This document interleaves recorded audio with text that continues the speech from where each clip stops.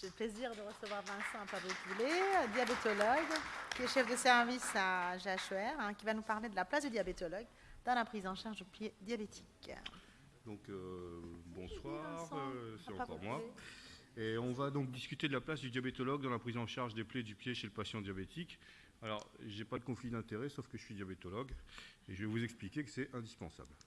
Alors, les lésions du pied chez le patient diabétique, vous savez, elles sont fréquentes, graves, coûteuses, fréquentes parce qu'elles peuvent concerner 15 à 20% des patients diabétiques, graves parce qu'elles vont amener à une amputation. Il y a 20% des plaies qui vont être amputées, et elles coûtent cher. Donc le coût direct est entre 1 000 et 20 000 euros selon que les lésions soient propres ou infectées.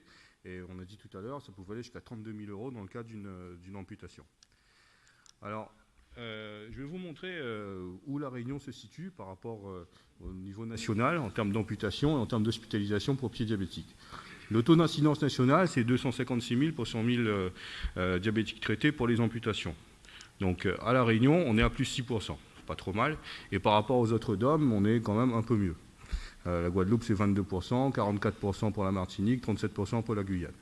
Et si on regarde les hospitalisations pour plaies du pied, le taux national, c'est 760 000 pour 100 000. À La Réunion, on est à moins 6% d'hospitalisation. Et finalement, donc, c'est des patients qu'on voit peut-être un peu tardivement. Là, c'est des données de 2015. Là, j'ai des données de 2017. Vous voyez que le taux d'amputation pour 100 000 habitants, il est globalement stable. Il y a 253 000 pour 100 000. Et vous avez la répartition par région à La Réunion. Et moi, je travaille dans une région qui, finalement, a un taux d'amputation standardisé qui est le plus élevé. On est à 303 pour 100 000 habitants. Et dans cette région Est à La Réunion, vous voyez que le taux des autres complications du diabète il est quand même beaucoup plus élevé. C'est peut-être la région où il y a le moins de spécialistes aussi. Et bon, à discuter après pourquoi. Alors, les enjeux de la prise en charge pour ces patients-là, donc il y a la prévention des ulcérations. En prévention primaire, c'est avant que les lésions arrivent.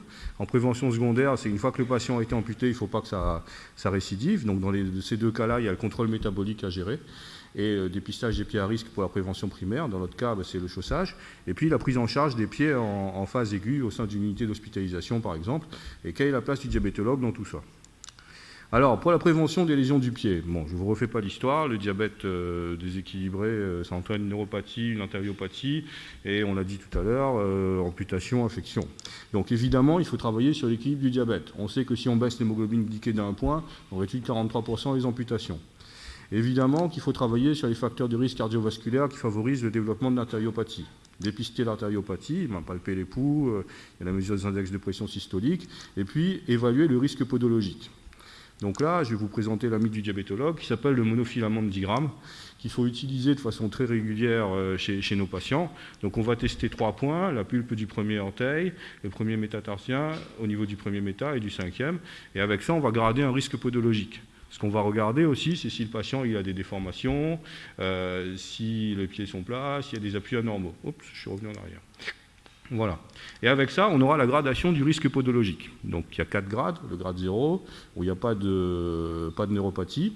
Donc là, on nous dit que le rôle du diabétologue, il peut intervenir avec l'aide du médecin traitant une fois par an. En grade 1, il y a une neuropathie sensitive isolée. Donc là, il faut examiner les pieds du patient à chaque consultation. En grade 2, là, on fait appel au diabétologue, dans les professionnels de santé qui doivent voir les patients. Les patients en grade 2 sont des patients qui ont une neuropathie sensitive, qui peut être associée à une artériopathie et ou des déformations du pied.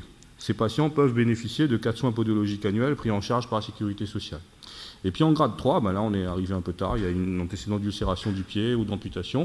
Là aussi, comme pour le grade 2, ces patients doivent avoir une prise en charge diabétologique et ils ont aussi des soins podologiques pris en charge par la sécurité sociale.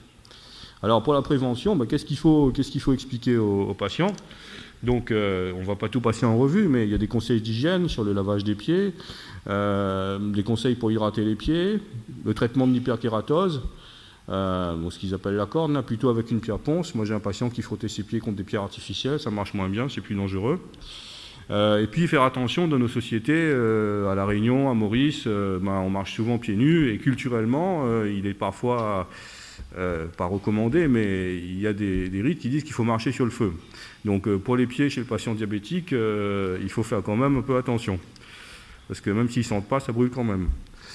Alors, il y a l'examen des pieds aussi qu'il faut expliquer aux patients. Donc, ils regardent les pieds tous les jours, qui demandent à leur conjoint ou leur conjointe de les aider à regarder leurs pieds avec un bon éclairage. Et puis, ne pas hésiter à consulter le médecin traitant s'il y a des anomalies. Et surtout, toute plaie, elle est une urgence. Il ne faut pas traiter la plaie avec des antiseptiques de façon excessive. Moi, j'ai un patient qui avait une plaie, il était en train de couper les cannes, c'était vraiment la grosse période de coupe des cannes, donc il mettait de la bétadine dans ses bottes. Ça ne marchait pas très bien, et il a laissé un entaille dans l'histoire. Donc, une fois que vous avez une plaie chez un diabétique, et surtout si cette plaie est à risque, on nous recommande, à nous, enfin médecins, d'adresser le patient dans un délai de 48 heures à une équipe multidisciplinaire spécialisée, soit pour que le patient soit hospitalisé s'il y a des signes systémiques, ou sinon il faut qu'il soit pris en charge de façon adaptée. Donc on a 48 heures en cas de plaie chez les patients à risque. Donc ça m'amène à la deuxième partie, la place du diabétologue dans la situation des plaies à risque en phase aiguë. Et je vais vous raconter une petite histoire. Donc c'est une patiente de 57 ans qu'on a eu il n'y a pas très longtemps, elle a été hospitalisée au mois de juin à Saint-Benoît. Donc vous voyez, elle a des antécédents de diabète, un antécédent de pontage coronarien. Elle a été suivie pour diabète à la fin des années 90, mais elle ne prend plus de traitement depuis plusieurs années. Elle a eu peut-être une plaie qui a traîné un peu et elle est arrivée aux urgences le 29 juin. C'était un vendredi, avec une glycémie à 5,90 g, elle était subfébrile et puis il y avait déjà un aspect de nécrose du deuxième orteil du pied gauche. Elle a été transférée dans le service de médecine interne. Le diabéto était fait, on travaillait en hôpital 2 semaines, donc c'était fermé sur le vendredi. Rapidement, ils ont géré l'urgence et ils l'ont envoyé en chirurgie vasculaire pour régler le problème de sténose. Donc en chirurgie vasculaire, elle y est restée quelques jours quand même. Il y a eu une angioplastie de la fémorale superficielle gauche, de la poplité gauche, du tronc tibio-péronnier et une amputation du deuxième orteil à gauche. Puis le chirurgien m'appelle, me dit écoute, moi j'ai géré la phase aiguë, maintenant il faut que tu reprennes en charge ta patiente et que tu gères la suite.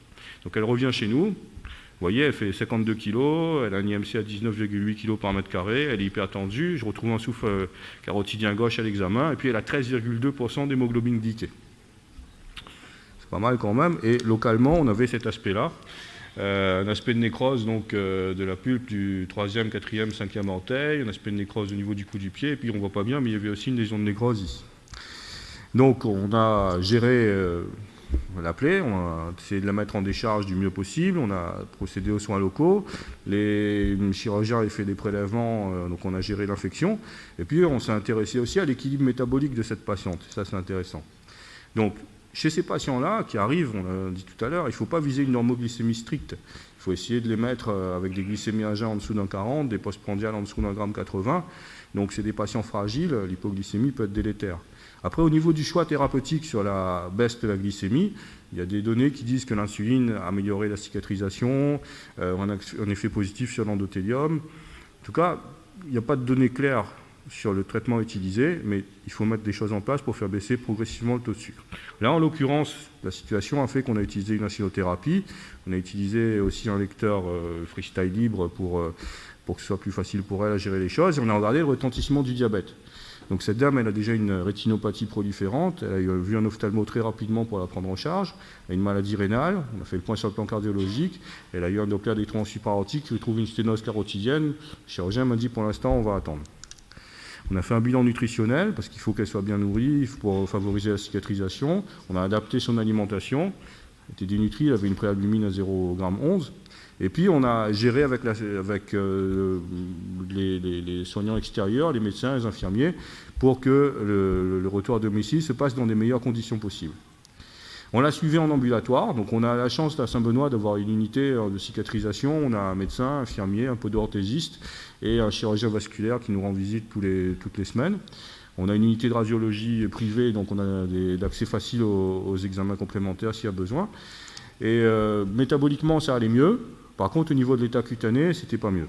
Donc le chirurgien, on l'a ressollicité, il a fait un parage, il a amputé le 5e rayon, et au 4 octobre, finalement, les choses n'étaient pas si mal que ça, l'évolution était plutôt très favorable. Donc, en phase aiguë, en cas de plaie, le diabétologue, dans une unité d'hospitalisation, il fait plusieurs choses. Il coordonne avec les différents intervenants la prise en charge métabolique du patient, les infirmiers, les chirurgiens, le podorthésiste, le cardio, l'ophtalmo, parce que c'est des patients souvent qui arrivent comme ça, des novos, à qui il faut faire une révision globale du retentissement du diabète. Et puis, il faut aussi gérer l'après-hospitalisation pour que la sortie se passe dans de bonnes conditions.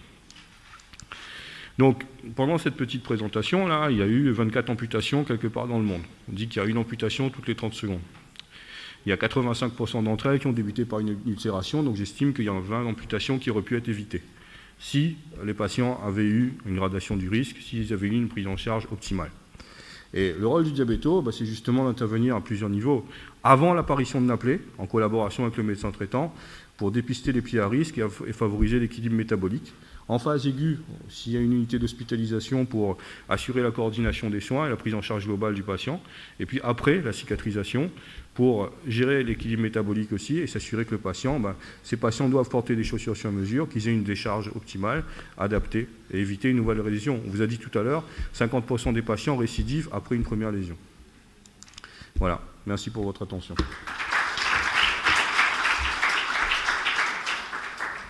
Est-ce qu'il y a-t-il une question dans la salle? Moi, je voudrais juste... Moi, je fais beaucoup de la prévention, donc là, tu parles de la place de diabétologue, c'est intéressant ce que tu as présenté. Je voudrais juste préciser qu'on sait très bien qu'il y a la mémoire glycémique. À ce stade, on arrive vraiment trop tard dans sa pathologie. On ne peut rien changer dans son espérance de vie, on ne peut rien changer dans l'évolution des complications, on ne peut que subir. La place de diabétologue, c'est vraiment tout au début du diagnostic, le jour où on peut dire au patient ce qu'il a, pour lui dire à peu près que c'est une vraie maladie, une maladie qui n'a aucun symptôme. Et ça, je pense que beaucoup de patients oublient, et c'est là où il y a la place. Disons que là, tu avais une dame de 57 ans avec qui on a essayé de sauver sa jambe, stabiliser la situation sur le plan ophtalmo, prévenir la dégradation de son insuffisance rénale. Donc elle n'est pas vieille cette dame, mais il lui reste. Mais heureusement, encore, non, voilà. mais je dis oui, ça, il n'y a pas de doute. Mais je dis, on sait très bien que. Si on peut intervenir en amont, oui, voilà. effectivement. Là, on sait très bien qu'à ce stade, on arrive un peu à. Oui, Ruben, tu veux dire quelque chose? Oui, bonjour. Bonjour. J'ai un problème dans la pratique quotidienne. Tous mes patients diabétiques veulent que je prescrive des pieds de chaussures. Je ne sais pas quelle est votre pratique, je veux avoir des conseils parce qu'on ne peut pas distribuer des pieds de chaussures à tous les patients. Et en plus, ils veulent les deux couleurs différentes. Il ne vous a pas dit la marque, non? Des Louboutin avec les semelles rouges? Non. Non, mais après, le chaussage, il doit être, c'est pas facile à dire, le chaussage, il doit être adapté en fonction de s'il y a des déformations ou pas.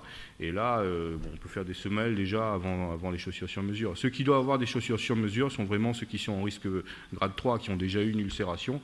Et eux, c'est indispensable de leur faire quelque chose de façon optimale. Après, il y a une mode, effectivement, d'avoir on appelle ça des chaussures pour diabétiques. Moi, j'ai pas de preuve que ces chaussures qui sont vendues comme ça améliorent franchement la situation. Juste pour rebondir sur ce que tu disais là, précédemment, je n'ai pas suivi toute la présentation, j'étais dehors. C'est juste rappeler qu'on aura très bientôt sur l'île de la Réunion une application qui s'appelle G-Coplay, le groupement d'exercices coordonnés de la plaie. C'est une appli qui a été mise en place par l'ensemble des professionnels de santé de la Réunion, sur les différents hôpitaux, les cliniques et les libéraux, qui permettra une coordination des soins entre les équipes paramédicales, les infirmiers, les podologues, le médecin traitant et avoir de la téléexpertise avec un retour à l'équipe soignante de terrain sans avoir déplacé les patients. Et sur cette appli, il y aura également toutes les recommandations de bonne pratique qui ont été éditées effectivement au niveau national et adaptées à l'île de la Réunion. Donc le lancement de cette appli se fera le 7 novembre avec l'ARS et avec l'ensemble des professionnels libéraux et hospitaliers de la Réunion. Voilà. Je pense que ça pourra amener une solution, du moins amènera sa brique à l'édifice dans le cadre de cette prise en charge des diabétiques. Le micro au fond. Le micro au fond. Au fond, à droite. Ouais. S'il vous plaît. Vous avez signalé qu'il y avait une prise en charge sécu pour la podologie à partir du grade 2, et dans le grade 1, vous signalez également qu'il y a une prise en charge podologique. Dans quelles conditions et pourquoi? Le grade 1, il n'est pas pris en charge par la sécurité sociale, mais le patient il peut consulter son podologue pour l'aider à régler les zones d'hyperkératose s'il y en a, ou l'aider à couper ses ongles. Il y a juste une précision pour toi. Il y a certaines mutuelles prennent en charge une visite podologique par an. Et là, je sais qu'il y a le RSI qui a un parcours pour les diabétiques avec remboursement de soins podologiques une fois par an. Dernière question. Là-bas au fond, monsieur. Oui, avant de parler dans quelques instants d'éthique et d'intelligence artificielle, permettez à l'interniste que je suis une remarque. Tout ce que vous avez dit depuis le début de l'après-midi, ça met en avant deux notions que nous essayons de mettre en avant. C'est que le syndrome métabolique, avec des guillemets naturellement, même si l'appellation est un peu en désuétude, et le syndrome inflammatoire, avec tous les facteurs favorisants, génétiques, environnementaux, toxiques de toute nature, trouve ici une illustration remarquable. C'est-à-dire que tout ce que vous nous avez montré les uns et les autres remarquablement, c'est que le même patient, il a évidemment un diabète, mais il a une dyslipidémie, il a des lésions artérielles qui sont donc des lésions dans lesquelles il y a des phénomènes inflammatoires, soit initiaux, soit secondaires à l'attaque métabolique. Et donc tout ceci doit être considéré dans la globalité. Et c'est cette approche globale que finalement vous avez cernée et pour laquelle je vous remercie particulièrement. N'oubliez pas l'idée de cette conjonction du syndrome inflammatoire, du syndrome métabolique, même si les appellations en elles-mêmes aujourd'hui fleurent presque le 19e siècle. Je vous remercie.